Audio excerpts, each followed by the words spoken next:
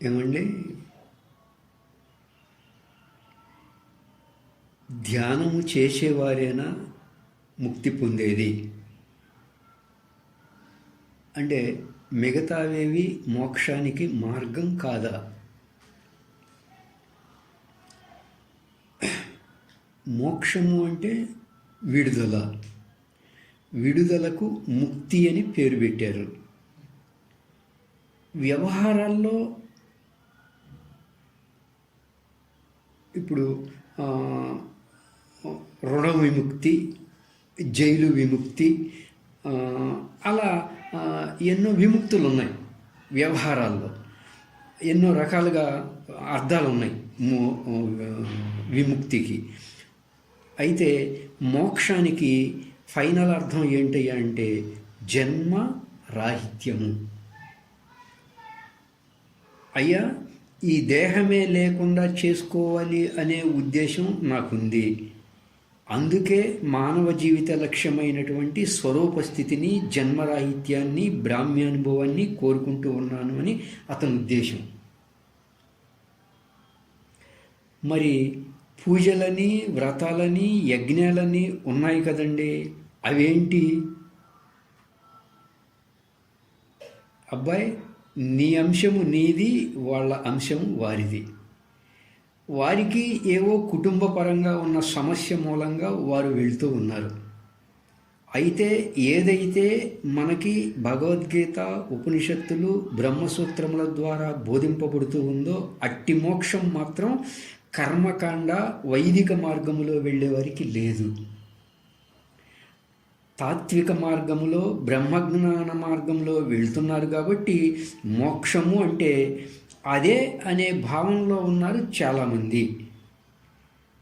అంటే మరలా దేహము రాకూడదు అనే అంశం వద్ద ధ్యాన మార్గమే పయనింపజేస్తూ ఉంది. మోక్షము అంటే జన్మరాహిత్యం. జన్మకి కారణం ఏంటి? అజ్ఞానం. అజ్ఞానం ఎలా పోతుంది? స్వరూప జ్ఞానం పొందితే అజ్ఞానం పోయే విధానం ఉన్నది. అయ్యలారా, ఆ లోపల అజ్ఞానము లేదా అవిద్య అనేటువంటిది ఉన్నంత వరకు మరల దేహాలు వస్తూనే ఉంటాయి. అంటే ఈ స్థూల దేహం రావడానికి కారణం ఏంటయ్యా అంటే అజ్ఞానము. అందువల్ల అజ్ఞానము తీసివేసుకునే విధానము నివృత్తి మార్గమైనటువంటి ధ్యాన మార్గమే అని చెప్పుకుంటూ ఉన్నాం మనం. అయితే మరి ఈ ధ్యానము చేసేవారికైనా మోక్షము అనే ప్రశ్న వచ్చింది. లోకంలో భక్తులు ఉన్నారు కదా, వారికి ఉందా లేదా అనే సందేహం ఇప్పుడు మనం చెప్పుకున్న విధానంలో. అంటే కామ్యము, నిష్కామ్యము అని రెండు ఉన్నాయి. కామ్యము అంటే కుటుంబ పరంగా ఉన్న సమస్యల నుంచి బయటపడటం కోసంగా మానవుడు చేసే ఏ కార్యాలైతే ఉన్నాయో అవన్నీ కామ్యములో చేరి ఉండే వ్యవహారం. నిష్కామ్యము అంటే కేవలం పరమాత్మ అనుగ్రహార్థం దాన్ని సంపాదించుకోవడానికి చేసే ప్రక్రియ, ఒక ఆరాధనా విధానంలో వచ్చేటువంటిది. మరొక అంశంగా మనం ధ్యానం అనేది ఎందుకు చేస్తున్నాము అంటే ధ్యానం నిర్విషయం మనః, అంటే మనసు లోపల ఏ ఆలోచనలు లేకుండా చేసుకోవడాన్ని ధ్యానము అన్నారు. ధ్యానము అంటే ఏకాగ్రత, అంటే ఒకే ఒక లక్ష్యమునందు ఆ మనసుని పెట్టడం. ఆ విధంగా పెట్టడం కారణంగా మనసు చేసే ఆలోచన విధానం, మనసు తాను చేసేటువంటి ఆలోచన విధానం మానుకుంటుంది. అంటే మనసులో ఉన్న ఆలోచన ప్రవాహాన్ని తీసివేయకపోతే మాత్రం మనసు అనేది నివృత్తి మార్గంలో పయనించే అవకాశం లేదండి. మనసును నివృత్తి మార్గములో పయనింపజేయడం అంటే మనసులో ఏ ఆలోచన ఉండరాదు. మనసు పని ఏంటయ్యా అంటే ఆలోచనలు చేయడం, అది దాని స్వభావం. ఇక్కడ ఆలోచనలు తీసివేయడానికి ఒక ఉపాయాన్ని ఆలోచించాం. ఏంటంటే ఆ ఉపాయం శ్వాసను లేదా కుండలిని గమనించటం అన్నాం. అంటే శ్వాస వెంబడే లేదా కుండలిని వెంబడే మనసును ఉంచినప్పుడు ఎలాగైతే ఆలోచన లేకుండా ఉంటుందో అట్టి ఆలోచనలు రాకుండా చేయటం కోసంగానే లోకములో చాలామంది వివిధ మార్గముల ద్వారా ప్రయత్నం చేస్తూ ఉన్నారు. కొందరు ఓంకారాన్ని దీర్ఘంగా అనుకుంటూ చేస్తారు. ఇంకొందరు ముక్కు కొన మీద దృష్టి పెడతారు. ఇంకా కొందరు చర్మచక్షువులతో కూడినటువంటి భ్రూమధ్యం అనేటువంటి పేరుతో అక్కడ దృష్టి పెడతా ఉంటారు. ఇంకా కొందరైతే ఒక నామాన్ని తీసుకుని ఒక తన్మయత్వ భావంతో మనసును ఏకాగ్రం చేసే విధానం ఉన్నది. అన్నిటి యొక్క భావం ఏంటయ్యా అంటే మనసుని ఒక తన్మయత్వ భావం, మనసుకి ఒక తన్మయత్వ భావం కలిగింప చేయడము. వేరే ఆలోచనలోకి మనసు వెళ్లకుండా చేసే ప్రయత్నంలో భాగాలు ఇవన్నీ కూడా. అంటే సపోజ్ తిరుమలకి వెళ్ళాలి అంటే బస్సులో వెళ్ళొచ్చు, రైల్లో వెళ్ళొచ్చు, హెలికాప్టర్లో వెళ్ళొచ్చు, కాలి నడకన వెళ్ళొచ్చు, అనేక మార్గాలు ఉన్నాయి కొండను చేరుకోవడానికి. అయితే గుడిలోకి వెళ్ళాలి అంటే ఒకే మార్గం, అందరూ కలిసి ఒకే మార్గంలోనే ఆ గర్భగుడిలోకి వెళ్ళాల్సి ఉంటుంది. అలా వివిధ వ్యవహారాల్లోకి వెళ్ళే మనస్సును ఆలోచనల నుంచి దాన్ని తప్పించే విధానంలో చేసే ప్రయత్నాలే ఇంతకుముందు చెప్పుకున్నవన్నీ కూడా. అన్నిటికంటే దగ్గరగా ఉన్న మార్గ విధానం ఏమిటి అంటే నీలో ఉన్న శ్వాసతో, నీలో ఉన్న కుండలినితో ఆ మనసును జోడించటం. అది చాలా తేలిగ్గా ఉండే మార్గం. మోక్షం అంటే జన్మరాహిత్యం, అంతే, రెండోదేం లేదు. అంటే మరి జన్మకు కారణం అజ్ఞానము, అంటే మూల విద్య. అది ఎట్లా పోతుంది? స్వరూప జ్ఞానం పొందినప్పుడు, ఆ బ్రాహ్మీ భావాన్ని పొందినప్పుడు దాన్ని జాగ్రత్త సుషుప్తి అంటారు. స్వరూప జ్ఞానం పొందినప్పుడు. అందువల్ల యోగులుగా మనం చెప్పుకునే మహాత్ములందరూ కూడా వాళ్ళు మనసుని నివృత్తి మార్గంలో పయనింపజేసి వారిలో ఉన్నటువంటి ఆ విశ్వ చైతన్యముకు బ్రహ్మమును వాళ్ళు గుర్తించారు. దాన్ని ఆత్మదర్శనం అన్నారు, దాన్ని బ్రహ్మైక్య సిద్ధి అన్నారు, దాన్ని ఇంకొంచెం ముందుకెళ్ళి జాగ్రత్త సుషుప్తి అన్నారు. అందుకనే శ్రీకృష్ణ పరమాత్మ అర్జునుడికి ఏం చెప్తారయ్యా అంటే, చతుర్విధ భజంతే మాం జనాః సుకృతినో అర్జున ఆర్తో జిజ్ఞాసు అర్ధార్థి జ్ఞానీచ భరతర్షభ. అర్జున, 4 విధాలుగా భక్తులు ఉన్నారయ్యా. వీళ్ళందరూ కూడా మంచివాళ్ళు. ఎందుకంటే భగవంతుని ఉనికిని తెలుసుకునే మార్గంలో వెళ్తూ ఉన్నారు. అంటే పరమాత్మనైనటువంటి నన్ను కోరి నడుస్తూ ఉన్నారు, భగవద్భక్తులై ఉన్నారు. వాళ్ళందరూ అలా భక్తి మార్గములో పయనించేవారుగా ఉన్నారు. కాబట్టి ఉదారాహ సర్వ ఏవైతే, అందరూ కూడా మంచి భక్తులు అనే మాట వాడారు భగవద్గీతలో కృష్ణ పరమాత్మ. తర్వాత ఏమన్నారయ్యా అంటే, అర్జున జ్ఞానీతు ఆత్మైవ మే మతం. జ్ఞాని అన్నట్లయితే నేనే అన్నారు. కారణం ఏంటయ్యా అంటే వాళ్ళు స్వరూప స్థితిని పొందారు. అంతేగాక తేషాం జ్ఞాని నిత్యయుక్త ఏకభక్తి విశిష్యతే అని కూడా అన్నారు. అర్జున, జ్ఞానులైతే ఒకే భక్తి కలిగి ఉంటారు అన్నారు. వాళ్ళకి ఎలాంటి కోరిక భావనలు లేవు కాబట్టి వాళ్ళు కేవలం బ్రాహ్మీ అనుభవాన్ని కోరి ఉన్నారు కనుక వారు ఏకాత్ములు విధానముగా, ఏకాత్మతా విధానముగా నివృత్తి మార్గములో పయనించే వాళ్ళుగా వాళ్ళు ఉన్నారు. అదే ఆర్ధులు అర్ధార్థులు అని చెప్పినప్పుడు వారిలో అనేకత్వ భక్తి ఉంటుంది. దీనివల్ల బ్రహ్మైక్యానుభూతికి అవకాశం అక్కడ లేదు. బ్రహ్మైక్యానుభూతి లేదా జాగ్రత్త సుషుప్తి కలగాలి అంటే దానికి మనస్సుని నివృత్తి మార్గంలో పయనింపజేయడమే అని తెలిపారు. నివృత్తి మార్గములో మనసుని పయనింపజేసే అంశం దగ్గర చేరి ఉన్న నిష్కామ్యంగా పయనించే భక్తజనులు వారి వారి అనుకూలమైన మార్గాల్లో వాళ్ళు ప్రయాణం చేస్తూ ఉన్నారు. ఎంతవరకు అయ్యా అంటే మనసుని వివిధ మార్గాల్లో వెళ్ళేటువంటి ఆ మనసును తీసుకొచ్చి నిశ్చలపరిచే ప్రయత్నంలో భాగాలే మన లోకంలో చూచేవన్నీ కూడా. ప్రధానంగా శ్వాస ఆశ్రయంలో లేదా కుండలిని ఆశ్రయంలో మనసును పెట్టడం అనేది మనకు శాస్త్రంలో చెప్పే మాట. స్పర్శాన్ కృత్వా బహిర్బాహ్యాన్ చక్షుశ్చైవాంతరే భ్రువోః ప్రాణాపానౌ సమౌ కృత్వా నాసాభ్యంతరచారిణౌ యతేంద్రియ మనోబుద్ధి ముని మోక్షపరాయణః. అంటే అర్జున, బ్రాహ్మీ అనుభవం పట్ల, జన్మరాహిత్యం పట్ల, మోక్షము పట్ల అపేక్ష ఉన్నవారు అట్టివారు ప్రాణ అపాన వాయువులను నిరోధించటము లేదా సమము చేయటము లేదా ప్రాణాపానములను గమనించటము, ఈ విధంగా చేస్తూ మనసును నియమించి ఆ శ్వాసను లేదా ప్రాణశక్తి అయినటువంటి కుండలిని మాత్రమే గమనిస్తూ నివృత్తి మార్గంలో పయనించినట్లయితే సహహ, అట్టివాడు ఎవడో అతడు మోక్షమును పొందినటువంటి వాడే అని 5వ అధ్యాయం 28వ శ్లోకంలో స్వామిగారు చెప్పాడు.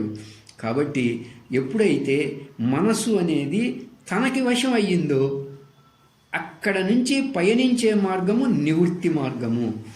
ఎవరు నివృత్తి మార్గములో పయనించి అన్నమయాది పంచకోశాలు దాటి పంచకోశాతీతమై ఉన్నటువంటి స్వరూప బ్రహ్మము యొక్క దివ్యత్వమును, బ్రాహ్మీ అనుభవాన్ని, జాగ్రత్త సుషుప్తిని పొందుతారో అర్జున, అట్టివారికి మాత్రమే లోన అనాదిగా ఉన్నటువంటి అజ్ఞానము అనేటువంటి మూలా విద్య అంతరిస్తుందయ్యా.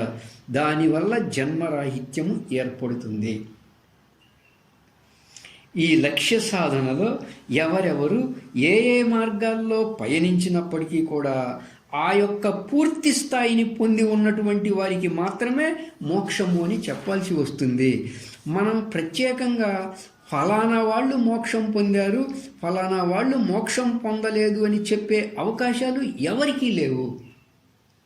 శాస్త్రములో చెబుతున్న అంశమును ఎవరికి వారుగా జీవితంలో పరిపూర్తి చేసుకున్నారో వారికి మాత్రమే మోక్షం చెప్పాల్సి వస్తుంది.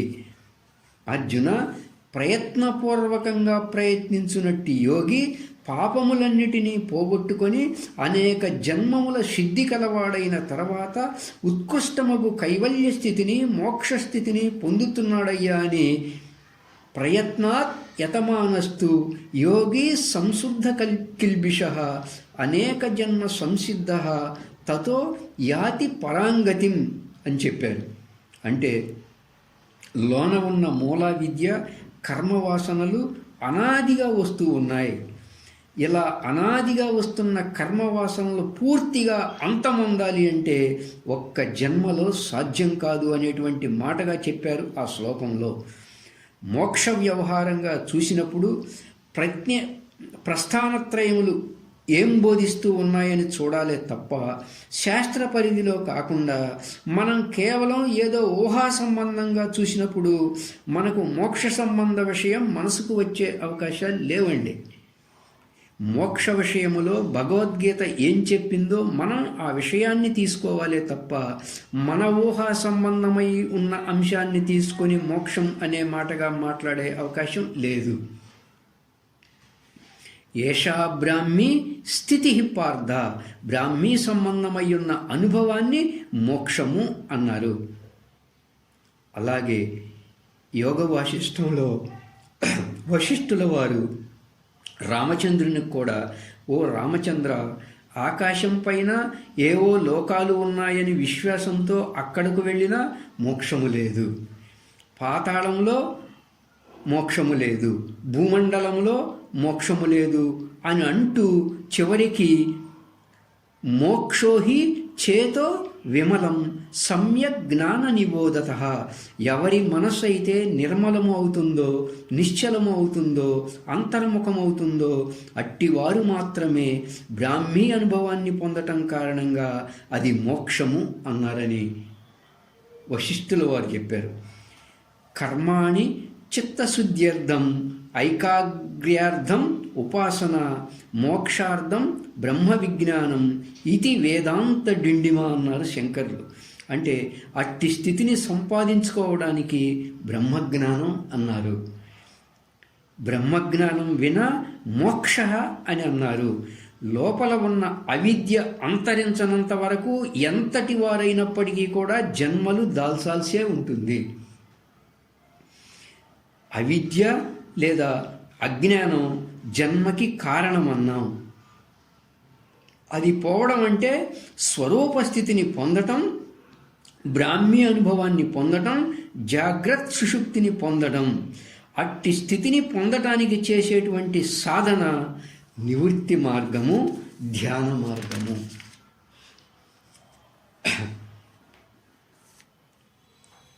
అర్జున, ఎవరైతే దేవతలను ఆరాధించేవారుగా ఉన్నారో వారు వారి ఇష్టదేవతాలోకాలను చేరుకోవడం జరుగుతుంది. అంటే సత్వగుణం వాళ్ళు.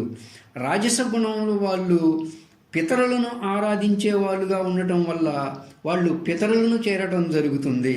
తమోగుణం గలవాళ్ళు భూతగణాలను ఆరాధించేవారుగా ఉన్నారు కాబట్టి వాళ్ళు భూతగణాలను చేరే విధానంగా ఉన్నది.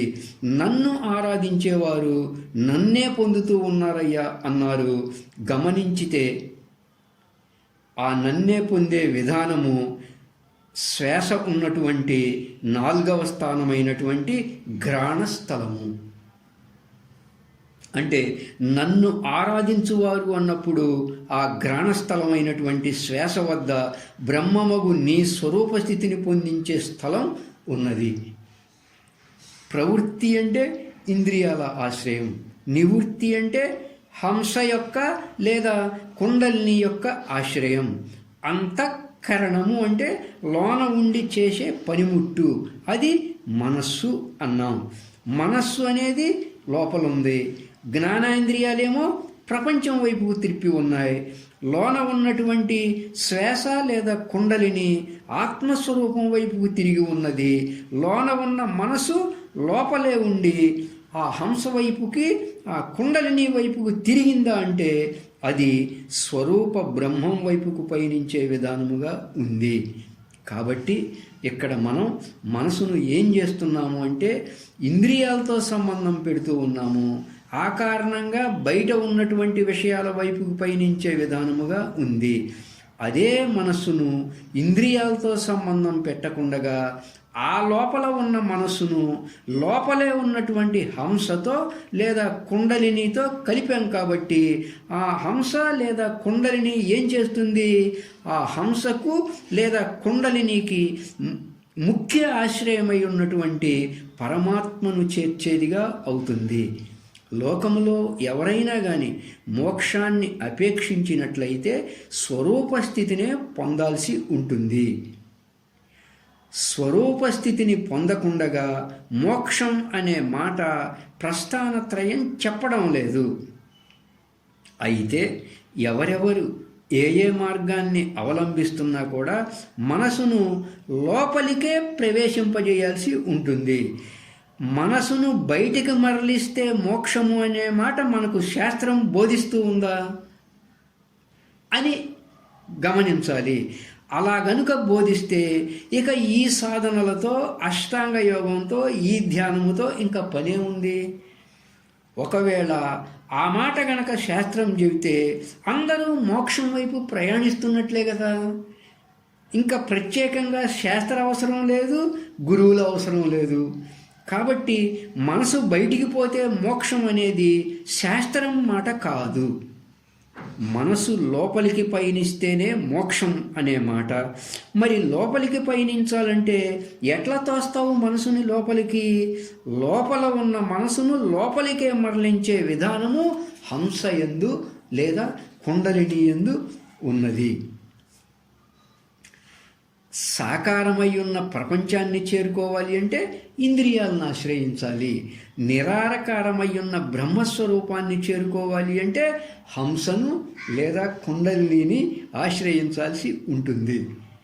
నామం అయినా, స్తోత్రం అయినా, సంకీర్తన అయినా, జపం అయినా, ఏదైనా కానీ వాటి యొక్క ఉద్దేశము ఏ యొక్క మనసు అయితే అనేక ఆలోచనలతో కలిసి నానా రకాలుగా అదుపు లేకుండా ఉన్నదో దాన్ని తగ్గించి తన వైపుకు త్రిప్పుకోవడానికి ఉన్నటువంటి ప్రయత్నంలో భాగాలు. ఆ ప్రయత్నం నీకు సాధ్యమైనప్పుడు ఆ తర్వాత నువ్వు మనసును హంసతో కానీ కుండలినితో కానీ చేర్చాల్సే ఉంటుంది, మరో మార్గం లేదు. ఏమండి, అలా హంసతో కుండలినితో చేర్చినప్పుడు అక్కడ నుండి అది అంటే మనసు స్వరూప బ్రహ్మమును చేరే మార్గం ఏర్పడుతుంది. ఎందుకంటే హంస లేదా ప్రాణశక్తి అనేది పరమాత్మతో అనుసంధానం కలిగి ఉంది కాబట్టి ఆ ప్రాణశక్తి పరమాత్మ స్వరూపాన్ని చేర్చేదిగా ఉన్నది.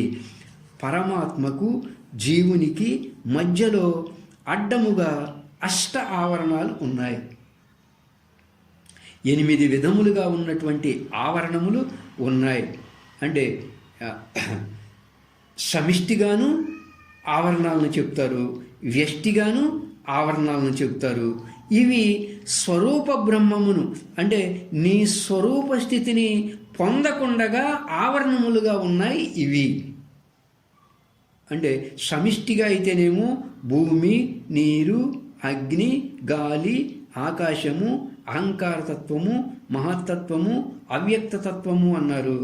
వ్యష్టిగా అయితేనేమో శ్రోత్ర, త్వక్కు, చక్షుర్, జిహ్వ, ఘ్రాణము, మనో, బుద్ధి, అహంకారములు అన్నారు. ఇవి 8 ఆవరణములు.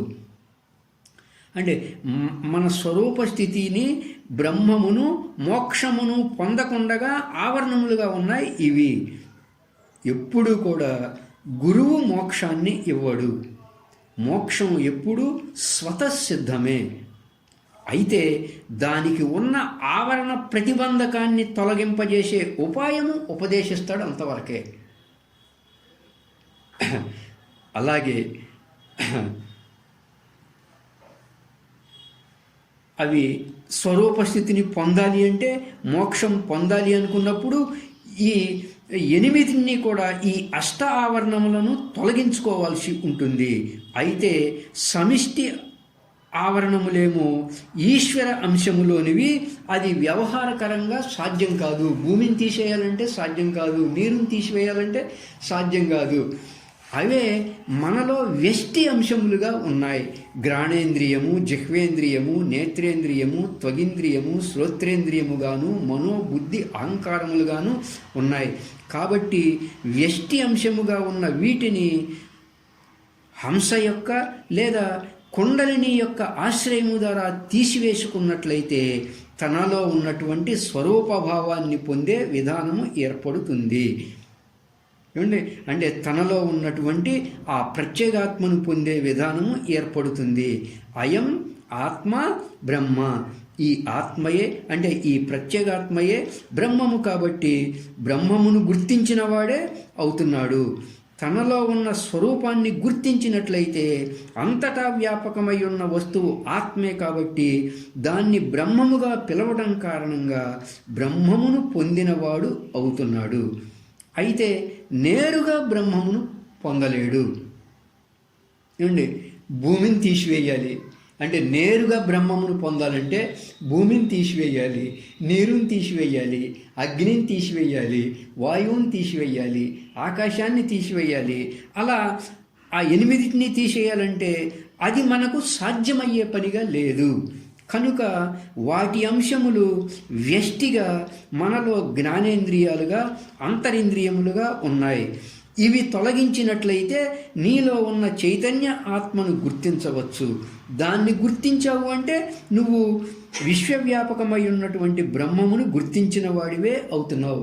అందుకే అయం ఆత్మ బ్రహ్మ అన్నారు. వ్యష్టిలో అష్ట ఆవరణ ప్రకృతిని మనం వ్యవహారానికై వాడుకుంటున్నాము. అహంకారము నుంచి బుద్ధికి, బుద్ధి నుంచి మనసుకి, మనసు నుంచి ఇంద్రియాల్లోకి, ఇంద్రియాల నుంచి విషయాల్లోకి లోక వ్యవహారం చేసుకోవడానికి ఈ అష్ట ఆవరణాలని వ్యష్టిలో ఉన్నటువంటి వాటిని మనం ఉపయోగిస్తూ ఉన్నాము. అదే యోగులై ఉన్నటువంటి వారు వాటిని బయటకు వెళ్ళనివ్వకుండా అంటే సర్వద్వారాణి సంయమ్య మనోహృది నిరుధ్యచ మూర్ధ్నిన్ యాదాత్మ మనఃప్రాణ ఆస్థితో యోగధారణ. ఇది నివృత్తి మార్గములో పయనించేటువంటి యోగులు చేసే పని. అందుచేత వారు ఈ మనసు అనే దాన్ని హంస యొక్క లేదా కుండలిని యొక్క విధానములో ధారణ చేసి ధ్యాన విధానములో ఉన్నప్పుడు ముందుగా పృథివీ సంబంధ ఘ్రాణేంద్రియం జడమైపోతుంది. అంటే ఒక ఆవరణం తొలగిపోయింది. ఆ తర్వాత జల సంబంధ జిహ్వేంద్రియం జడమైపోతుంది. ఆ తర్వాత రెండవ ఆవరణం తొలగిపోతుంది. ఆ తర్వాత అగ్ని సంబంధ నేత్రేంద్రియం జడమైపోతుంది. మూడవ ఆవరణం తొలగిపోతుంది. అలా ఒక్కొక్క ఇంద్రియము జడమైపోయే కొద్దీ ఒక్కొక్క ఆవరణము తొలగిపోతుంది. ఈ శ్రోత్రేంద్రియం జడమవ్వటంలో ఆకాశం తొలగిపోయింది. ఈ జిహ్వేంద్రియం జడమవ్వటంలో అంటే ఈ శ్రోత్రేంద్రియం జడమవ్వటంలో ఆకాశం తొలగిపోయింది. త్వగింద్రియం జడమవటంలో వాయువు తొలగిపోయింది. నేత్రేంద్రియం జడమవటంలో అగ్ని తొలగిపోయింది. జిహ్వేంద్రియం జడమవటంలో జలం తొలగిపోయింది. ఘ్రాణేంద్రియం జడమవటంలో భూమి తొలగిపోయింది. ఆకాశతత్వాన్ని మనసులో చేర్చాడు. ఇక మనసుంది. మనసు లయమైందా అంటే బుద్ధి ఉంటుంది. బుద్ధి లయమైందా అంటే అహంకార వృత్తి ఉంటుంది. అహంకార వృత్తి లయమైందా అంటే బ్రహ్మమే, అంటే నిరావరణం. అది నీ స్థితి. అది నీ స్థితి. ఏషా బ్రాహ్మీ స్థితి పార్థ. అట్లా వాటిని లోక వ్యవహారంగా వాడుకుంటున్నాము. కానీ ఎవరైతే మోక్షాన్ని పొందే ఉద్దేశము కలవారై ఉంటారో వాళ్ళు నివృత్తి మార్గములో ఆ ప్రాణశక్తి ఆశ్రయములో మనసుంచుట అనేటువంటి ధ్యానము ద్వారా ఆ బ్రహ్మతత్వానుభవాన్ని, ఆ జాగ్రత్త సుషుప్తిని, ఆ మోక్షాన్ని పొందుతారు. బ్రహ్మజ్ఞానం వినా మోక్ష అని అన్నారు. అందుకని అయ్యా ధ్యానము చేసే వారికి మాత్రమే మోక్షం పొందే అవకాశము ఉన్నది అని ఈ ప్రమాణం ద్వారా మనకు తెలియబడింది. అందువల్ల అందరూ ధ్యానములో ఉండి తరించెదరుగాక.